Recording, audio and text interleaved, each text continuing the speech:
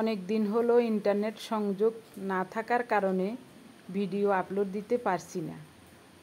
নমস্কার, আমি স্বপ্না। দেশ এবং দেশের বাইরে যে যেখান থেকে ভিডিওটি দেখছেন আপনাদের সবাইকে অনেক অনেক শুভেচ্ছা। স্বপ্নাস ব্লগে সবার আমন্ত্রণ। এখন সকালবেলা, আজ ফেনা ভাত রান্না করব।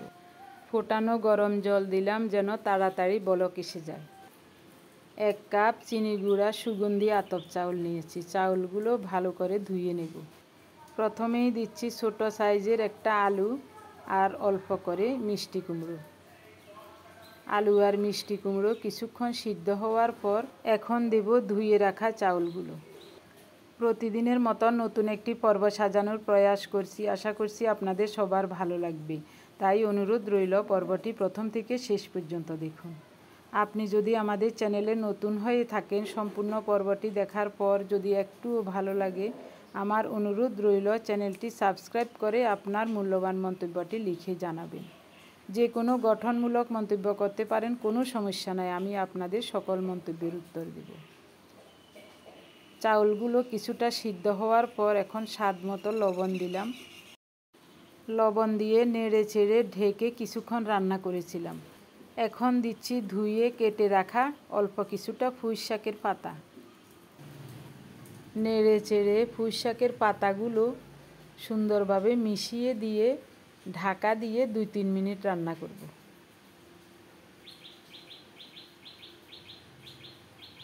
দুই তিন মিনিট পর দেখুন কি সুন্দর ফেনা ভাত হয়ে গেছে।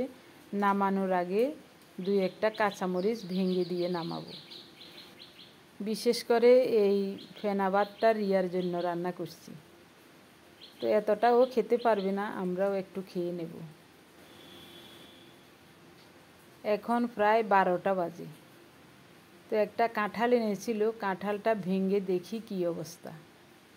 দুপুরের এখনও রান্নার আয়োজন করি নেই।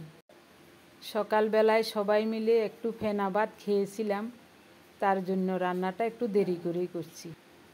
3 দিন আগে বাজার থেকে একটা কাঁঠাল এনেছিলেন, তখন কিন্তু কাঁঠাল পাকে নাই, আজ একেবারে পুরোপুরি পেকে গেছে। তো কাঁঠালটা ভেঙে দেখি। কিছুটা আমরা সবাই মিলে খেয়ে নেব আর কিছুটা রেখে দেব। কাঁঠাল দেখেই বোঝা যাচ্ছে এটা খাজা কাঁঠাল, তবে মিষ্টি একটু কম। খারাপ না, তারপরেও আমরা 3 জনে ইচ্ছামতো খেয়ে নিলাম, আরগুলো রেখে দিয়েছি। দুপুরে রান্নার আয়োজন করছি। তো কচুর মুখী বা কচুর ছড়া যাই বলা হয়, এগুলো ঘরেই আছে। 5-6 দিন আগে আনা হয়েছিল, ফ্রিজে রাখি নাই। ফ্রিজে রাখলে কচুর ছড়ায় মনে হয় যেন গলা ধরে। নর্মাল তাপমাত্রায় রাখাতে কচুর ছড়া থেকে জল শুকিয়ে কচুর ছড়ার উপরের খোসাগুলো যেন টান দেওয়ার সাথে সাথে উঠিয়ে যাচ্ছে। তো আমি ছোট চামচ দিয়ে সবগুলো চেঁচে উপরের খোসাগুলো ছাড়িয়ে নিয়েছি। এখন এরকম করে কেটে নিচ্ছি। ইলিশ মাছের মাথা দিয়ে রান্না করব। এই ইলিশ মাছ রুমা দিয়েছিল কক্সবাজার থেকে আসার সময়। মাছটাকে ঘন্টাখানেক আগে ফ্রিজ থেকে নামিয়ে একটু জলে ভিজিয়ে রেখেছিলাম। কিছুটা নরমাল হয়েছে, উপরের আঁশ ছেড়ে নিয়েছি। এখন সাইজ করে কেটে নেব।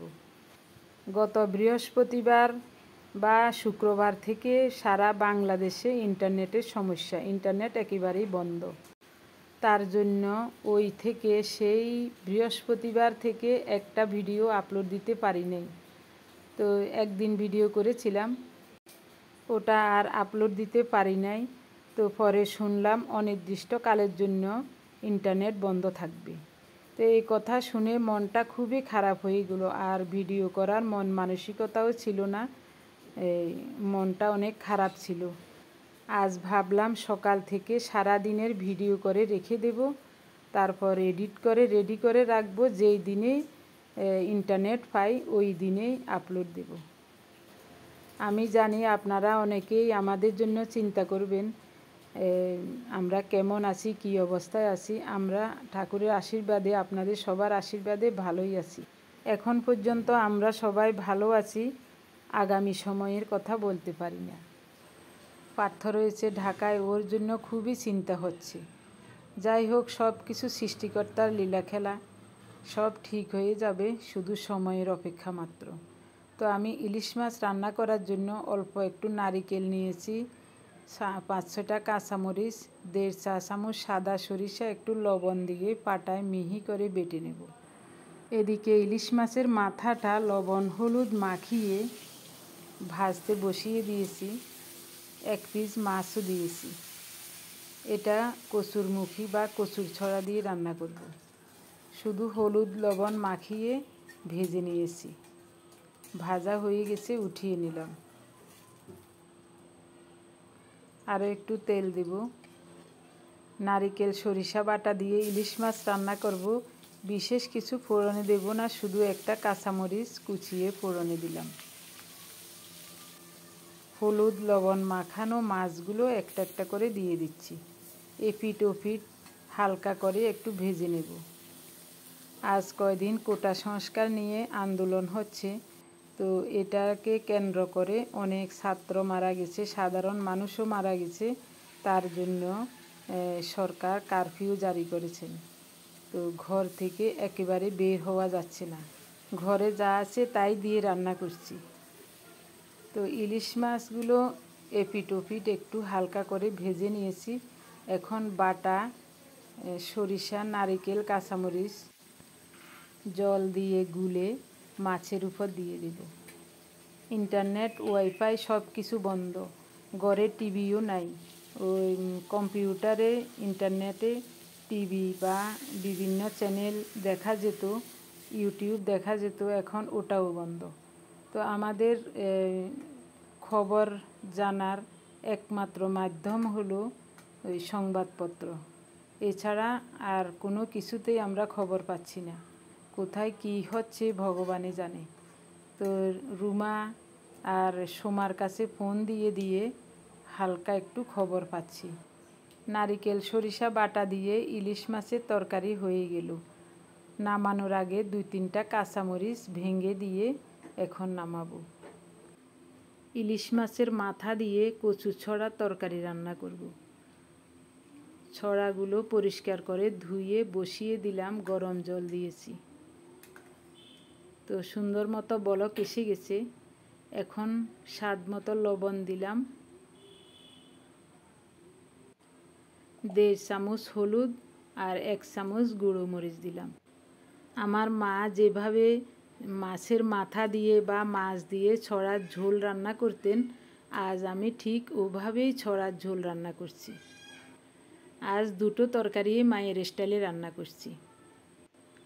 এভাবেই আমার মা নারিকেল সরিষা বাটা দিয়ে ইলিশ মাছ, চিংড়ি মাছ অথবা কত সময় দেখেছি ডিমও এভাবে রান্না করতেন।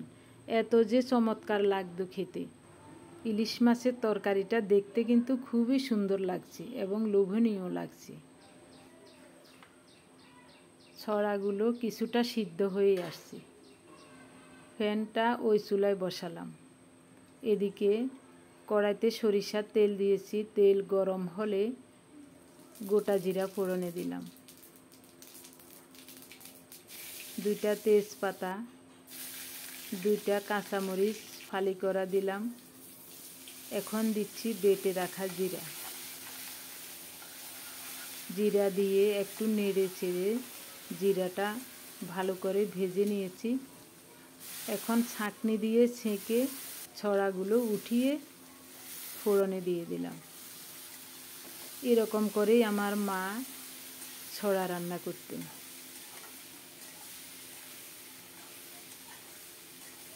ওই রান্নার স্বাদ এখনও যেন মুখে লেগে আছে।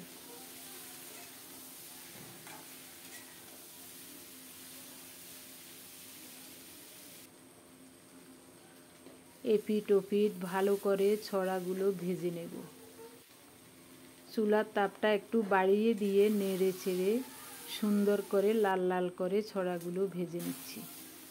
এখন দিলাম 5-6টা ফালি করা কাঁচামরিচ। ভেজে রাখা ইলিশ মাছের মাথাটা দিয়ে দিলাম। এখন নেড়ে চেড়ে কিছুক্ষণ ভেজে নেব, যেন ছড়াগুলো বেশি না ভাঙে। ভাজা হয়ে গেছে। এখন ছড়া সিদ্ধ করা জলটা দিয়ে দেব। পাত্রটা ধুয়ে আরও একটু জল দেব।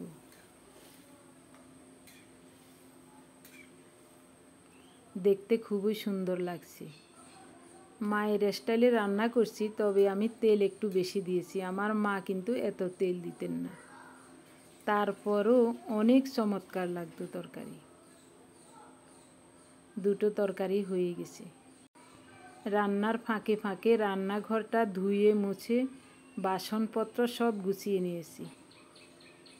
এখন আমরা খেতে বসে গেলাম। খেয়ে বলবো তরকারিগুলো কেমন হয়েছে।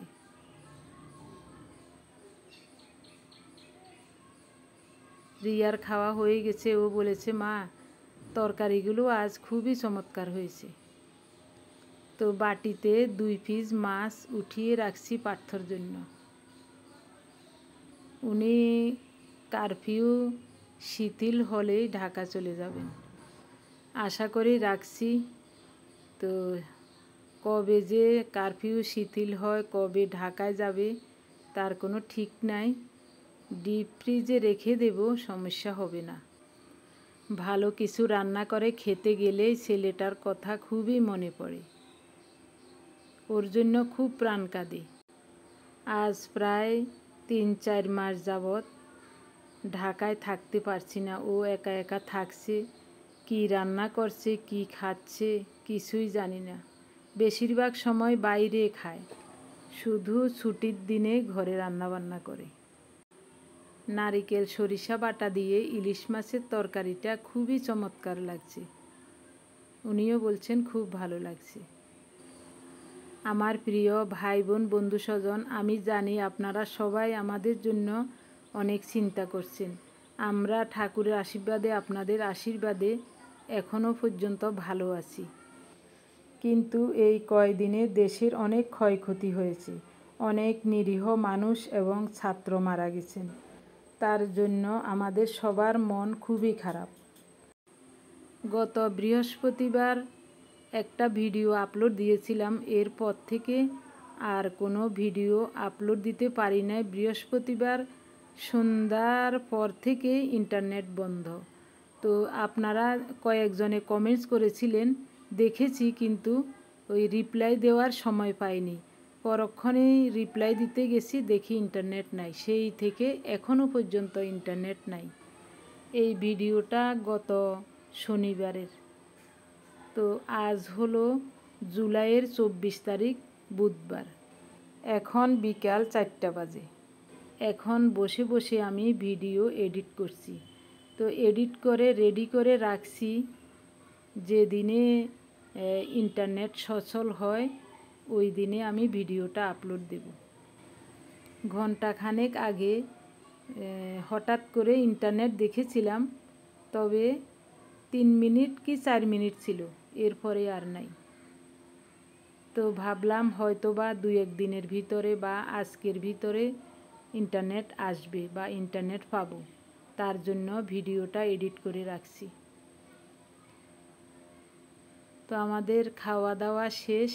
ছড়ার তরকারিটাও খুবই চমৎকার হয়েছে। ঠিক আমার মা যেভাবে রান্না করতেন, যেরকম স্বাদ হতো, ঠিক ওই রকমই লাগছে। এতক্ষণ পর্যন্ত ভিডিওটি দেখার জন্য অনেক ধন্যবাদ। সবাই ভালো থাকুন, সুস্থ থাকুন। দেখা হবে আগামী পর্বে। ধন্যবাদ সবাইকে।